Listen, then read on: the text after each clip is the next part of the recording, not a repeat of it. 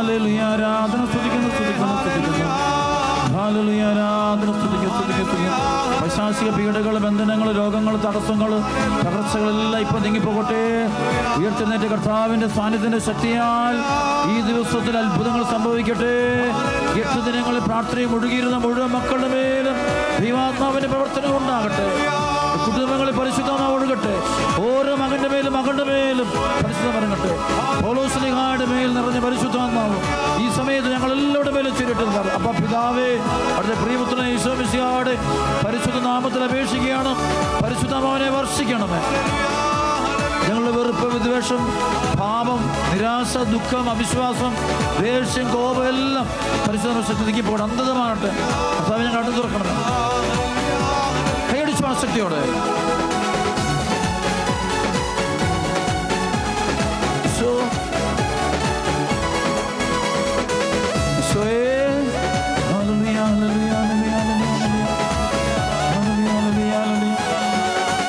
Open my eyes, oh Lord. Open my eyes, oh Lord. Open my eyes, oh Lord. Open my eyes, oh Lord. Open my eyes, oh Lord. Open my eyes, oh Lord. Open my eyes, oh Lord. Open my eyes, oh Lord. Holy Spirit come, Holy Spirit come, Holy Spirit come, Holy Spirit come, Holy Spirit come, Holy Spirit come, Holy Spirit come, Holy Spirit come, Holy Spirit come, Holy Spirit come, Holy Spirit come, Holy Spirit come, Holy Spirit come, Holy Spirit come, Holy Spirit come, Holy Spirit come. കണ്ണു തുറക്കണമേ, കണ്ണു തുറക്കണമേ കർത്താവേ, എൻ്റെ കണ്ണുകളെ തുറന്നിടണമേ. ഒറ്റവിളിശോയെ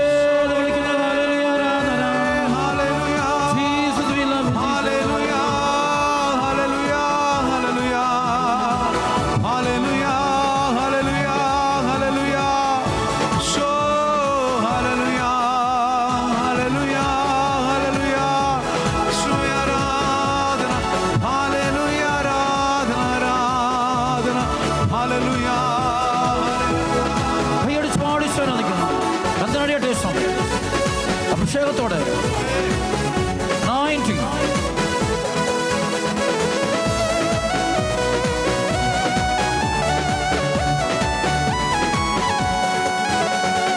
കണ്ണു തുറക്കണമേ, എൻ്റെ കണ്ണു തുറക്കണമേ കർത്താവേശുവേ, എൻ്റെ കണ്ണു തുറക്കണമേ, കണ്ണു തുറക്കണമേ, എൻ്റെ കണ്ണു തുറക്കണമേ കർത്താവേശുവേ, എൻ്റെ കണ്ണു തുറക്കണമേ. Open my eyes, oh Lord. Open my eyes, oh Lord. Open my eyes, oh Lord. Open my eyes, oh Lord. ബന്ധനം അഴിയട്ടെ, കെട്ടുകൾ പൊട്ടട്ടെ. ബന്ധനം അഴിയട്ടെ, കെട്ടുകൾ പൊട്ടട്ടെ. ബന്ധനം അഴിയട്ടെ, കെട്ടുകൾ പൊട്ടട്ടെ. ബന്ധനം അഴിയട്ടെ, കെട്ടുകൾ പൊട്ടട്ടെ. യേശുനാമത്തിൽ, യേശുരക്തത്താൽ, യേശുനാമത്തിൽ, യേശുരക്തത്താൽ അടിമച്ചങ്ങല പൊട്ടട്ടെ. യേശുനാമത്തിൽ അടിമച്ചങ്ങല പൊട്ടട്ടെ. പാപച്ചങ്ങല പൊട്ടട്ടെ. യേശുനാമത്തിൽ പാപച്ചങ്ങല പൊട്ടട്ടെ. യേശുനാമത്തിൽ രോഗച്ചങ്ങല പൊട്ടട്ടെ. യേശുനാമത്തിൽ രോഗച്ചങ്ങല പൊട്ടട്ടെ. യേശുനാമത്തിൽ ബന്ധനം അഴിയട്ടെ, കെട്ടുകൾ പൊട്ടട്ടെ. ബന്ധനം അഴിയട്ടെ, കെട്ടുകൾ പൊട്ടട്ടെ.